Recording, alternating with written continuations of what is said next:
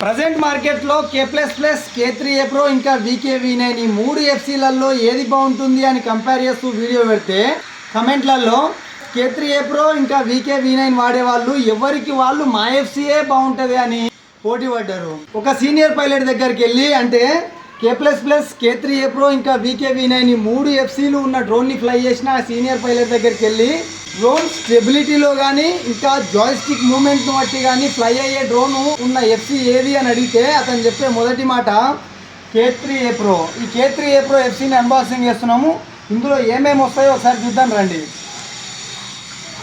ముందుగా K3A Pro ఎఫ్సీని unboxing చేస్తే ఇందులో K3A Pro ఎఫ్సీ మరియు 2 జీపీఎస్లు అంటే ఒక 3-పిన్ జీపీఎస్ ఒకటి RTK జీపీఎస్తో పాటు ఒక PMU వస్తుంది. ఇది కాకుండా దీంట్లో మనకి LED లైట్ కూడా ఈ ఎఫ్సీతో పాటే మనకి ఇస్తారు. దీంతో పాటుగా ఎఫ్సీలో డిస్టర్బ్ అయినా లేదా ఎఫ్సీ ప్రాబ్లం వచ్చి సడన్గా డ్రోన్ క్రాష్ అవ్వడం అలాంటివి జరిగినా కూడా అది ఎందుకు క్రాష్ అయింది అనేది డేటా లింక్ తీయడానికి ఈ డేటా లింక్ కేబుల్ కూడా ఎఫ్సీ కిట్తో పాటే ఇచ్చేస్తారు.